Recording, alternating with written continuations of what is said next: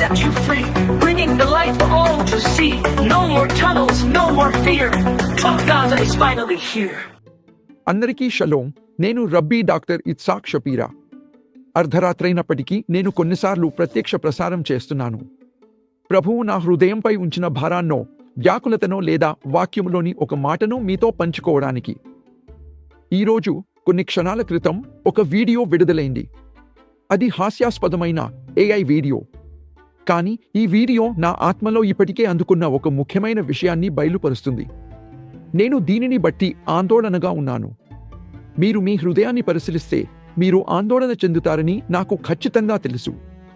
Trump గాజాను డబ్బు రాజ్యంగా మార్చిన ఈ ట్రంప్ సిటీ వీడియోలో మీ స్క్రీన్పై చూస్తున్నట్లుగా డొనాల్డ్ ట్రంప్ చిత్రాన్ని బంగారు విగ్రహంగా చూస్తున్నాము. నిజానికి ఈ విగ్రహం ఈ వీడియోలో చాలాసార్లు కనిపిస్తుంది. నేను దీని గురించి ఎందుకు ఆందోళన చెందుతున్నానో అని మీరు బహుశా ఆలోచిస్తుండవచ్చు. డొనాల్డ్ ట్రంప్ను విగ్రహంగా చూడటం మాత్రమే కాదు, కానీ ప్రస్తుతం అమెరికాలో జరుగుతున్న విషయాలను బట్టి కూడా నేను ఆందోళన చెందుతున్నాను. శాసనశాఖ, ప్రభుత్వ సామర్థ్య విభాగం మరియు అధ్యక్షుడు సమన్వయం లేకుండా పనిచేస్తున్నారు. ఎలోన్ మస్క్ ఫెడరల్ ఉద్యోగులను తొలగిస్తున్నారు, వారికి ఈమెయిల్లు పంపుతున్నాడు. ఎడమ చెయ్యి ఏమి చేస్తుందో కుడి చేతికి తెలియదు. ఇది ఎందుకు ముఖ్యమైనది? దీని నుండి మనం ఏమి నేర్చుకోవచ్చు? చూడండి, మీకు ఆ ప్రవక్త చివరి విమోచన మొదటి విమోచనను పోలి ఉంటుందని మనకు చెప్పాడు. ఈ విమోచనకు సంబంధించిన బ్లూ ప్రింట్ మన దగ్గర ఇప్పటికే ఉంది. ఈ విమోచన యొక్క శిఖర స్థాయి నిర్గమకాండము 20వ అధ్యాయంలో బంగారు దూడ మరియు దాని ముందు మోషే ప్రత్యక్షమై పలకలను పగలగొట్టడంతో చేరుకుంటుంది. స్నేహితులారా, వినండి, మన కళ్ల ముందు ఇలాంటి సంఘటనే జరుగుతుండటం మనం చూస్తున్నాము. మరి నేను దీని గురించి ఆందోళన చెందుతున్నాను. మనమందరం ఇప్పుడు ఈ సమయంలో పైకి లేపబడుతున్న ఈ బంగారు దూడ గురించి తీవ్రంగా ప్రార్థించాలా? నా మాట జాగ్రత్తగా వినండి స్నేహితులారా, ఇది చాలా ముఖ్యము. బంగారు దూడ సంఘటనలో మనం సాధారణంగా శ్రద్ధ వహించని కొన్ని ఇబ్బందికరమైన వివరాలు ఉన్నాయి. బంగారు దూడను తయారు చేసే ప్రధాన యాజకుడైన అహరోను శిక్షించబడడు.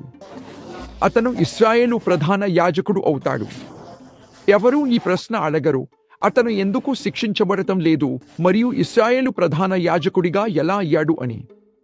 నా పుస్తకం ది బెసోరా అకార్డింగ్ టు COVID-19లో నేను మిమ్మల్ని చదవమని కోరుతున్న ఒక నిధి అది. తెర వెనుక ఏమి జరిగిందో మనం చదువుతాము. మోషే పైకి వెళ్ళినప్పుడు ప్రజలకు తెగులు సోకిందని మిద్రాష్ వివరిస్తుంది. ఆ తెగులు ప్రజలలో వ్యాపించడంతో వారు కత్తిని తీసుకుని అహరోను గొంతుపై పెట్టి, అహరోను, మాకు బంగారు దూడను నిర్మించు, మీకు చెప్పినట్లు చేయి, లేకుంటే నిన్ను తొలగిస్తాము అని అన్నారు. మన సొంత ప్రభుత్వంలో ప్రస్తుతం జరుగుతున్న దానిలా అనిపిస్తుందా? చాలామంది మంచి వ్యక్తులపై కత్తి దూయబడుతోంది. వారు మీరు వినకపోతే మిమ్మల్ని ఉద్యోగం నుండి తొలగిస్తాము అని అంటున్నారు. మిత్రులారా, ఇది చాలా ముఖ్యం. ప్రస్తుతం జరుగుతున్నది బంగారు దూడ నిర్మించబడటానికి ముందు జరిగిన లాంటిదే అని నేను నమ్ముతున్నాను. ఈ దుర్వినియోగము, ఈ వేధింపులను మనం చూసినప్పుడు, మన అధ్యక్షుని బంగారు దూడ ప్రతిమను ప్రచురిస్తున్నప్పుడు ఆయన స్వయంగా వాటిని రీట్వీట్ చేశారు. ఇట్టి విషయమై ఆందోళన చెందడానికి చాలా ఆస్కారం ఉందని నేను భావిస్తున్నాను. మోషే, అహరోను మరియు ప్రజలను ఊహించుకోండి. వీరు ప్రస్తుతం సమన్వయము లేని ప్రభుత్వంలోని 3 వేర్వేరు శాఖల లాంటివారు. వీటన్నిటి మధ్యలో మనం ఏమి చూస్తున్నాము? మన కళ్ల ముందు ఒక బంగారు దూడ ఉద్భవిస్తోంది. డొనాల్డ్ ట్రంప్ అధ్యక్ష పదవి ఒక గొప్ప బంగారు దూడగా మారకూడదని నేను ప్రార్థిస్తున్నాను. ఎందుకంటే కథ చివరిలో ఏమి జరిగిందో మీకు తెలుసు కాబట్టి. మోషే వచ్చి దానిని విచ్ఛిన్నం చేశాడు. రెండవ మోషే, మెస్సయ్య, అన్ని బంగారు దూడలను విచ్ఛిన్నం చేయడానికి త్వరగా వచ్చునుగాక. ఈ రోజు మనమందరం గొప్ప కావలివారు అవుతున్నామని నేను ఆశిస్తున్నాను. బెసోరా అకార్డింగ్ టు కోవిడ్ చదవండి.